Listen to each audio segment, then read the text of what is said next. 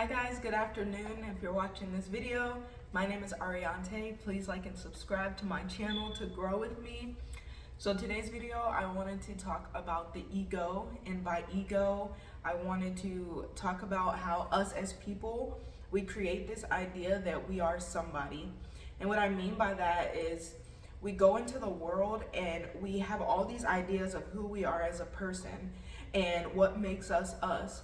And we go into all of our conversations, we go into all of our life events, all of our things, thinking that we are this somebody that we've created ourselves to be.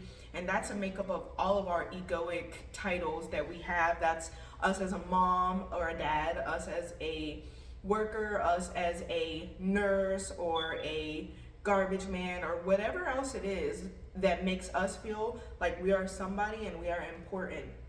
And so lately I've been realizing that, and it's just as quick as I can say it about other people, I have to acknowledge it in myself, but so many people in the world right now are so attached to their ego or their need to be somebody that it creates such a separation. Like, I see so many people that live in life and you're talking to them, and even in conversation, there's this silent knowingness that one of us is above in the conversation and one of us is below in the conversation. Like, if I go into a conversation and I'm holding on to this idea that I'm smart, that's an egoic,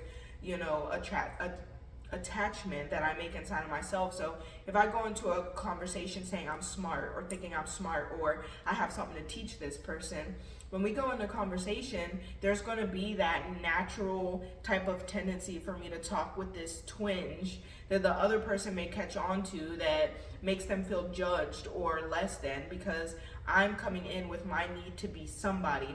And then that makes that person feel less than because they have a need to feel like somebody. And everybody in this world is not able to have the wisdom or knowledge to detach from their ego or even understand their ego or what causes their ego. And so I think one of the biggest gifts that we can give to people in this lifetime is to come with as much of our ego gone as we could, or as much as of our ego controlled or under, realization, so that when we come to other people, we come with our silence. And sometimes we try to dominate conversations or give advice, and a lot of times people aren't even asking for advice, or they don't want your opinion on what they should or shouldn't do, because that attacks their feeling of being somebody. And so when we do come in that way, we can lead with dominance, and that makes us feel like somebody, but then we just separate ourselves from that person when we can more so just come with that silence inside of myself, that I am aware that I am the energy that flows through everything. And as much as I am somebody, I'm nobody at the same time. I'm just a spirit in this dimension experiencing this material plane. And so another way that I think we lose a lot of power in this life is that when we get into those places where it's like a pissing contest, so to speak, or it's two egos coming head to head, and we learn this a lot in relationships, or we see it happen, like those arguments and stuff.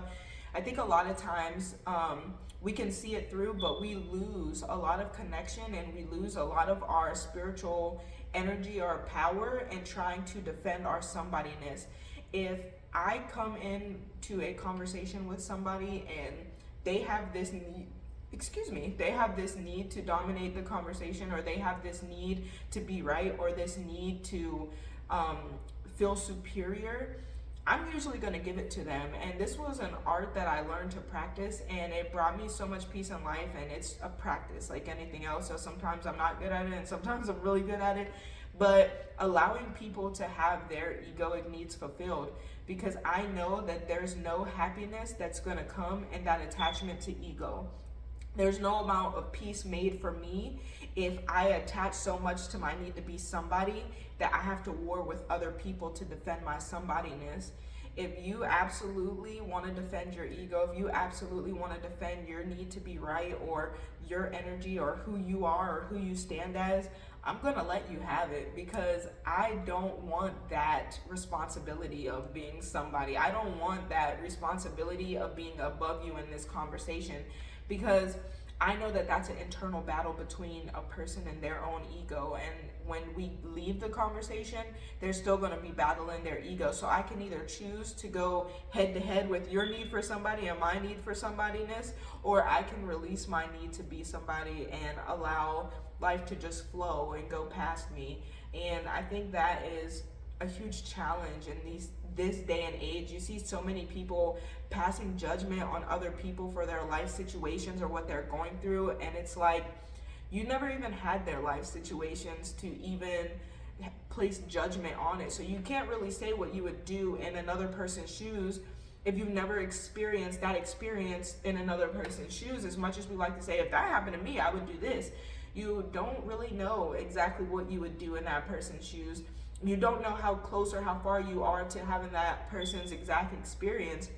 But instead of just saying, I don't know, or I'm not aware, we try to live in our somebodiness, put words to their situation, and make judgments on what they should or shouldn't do, how they should or shouldn't live their life, because we live in our own sense of superiority. So my ego says I'm above that situation and I couldn't have that situation because I'm this person, or I've been through this, or I'm this smart, or I'm this knowledgeable, so I would never go through that life situation. But the truth is that since you've never been in that life situation, you don't know if you would go through that life situation. And people are doing it every day, passing judgment on others or speaking on other situations. I'd rather not speak on your situation at all, or at least try to discipline myself to that, because sometimes I will judge, or sometimes I will jump into my ego or my superiority complex, and I will discuss other people's situations. But if I want to release that, I can become conscious of that in the moment I'm doing it and decide to release my ego or my sense of somebody in that moment, and I don't have to live with that. And so I think we're all here experiencing somebodiness, because you can't live in the material plane without experiencing somebodiness to a certain extent. It could be the littlest things. And that's what we're all trying to do, is get rid of our ego. But to even notice yourself and notice when you're trying to be somebody, or noticing when you need to release being somebody, or your attachments to your ideas of who you are, and let your ego go. And so I guess that's my video, just that way that our ego creeps up on us in our own somebodiness. So this is my video on somebodiness, because I think it's beautiful for us to realize we are somebody, but even more beautiful for us to realize that we're nobody at the same time. And it's that constant trip that we're on, that balance in between the two, trying to sit in that middle space of being everything and nothing at all, so that we can meet people in silence and meet people in comfort and love and respect and honor, and not in superiority or judgment or separateness. So if you're watching this video, this is my video on somebodiness. Please like and subscribe to my channel to grow with me, and I hope you guys have an amazing day.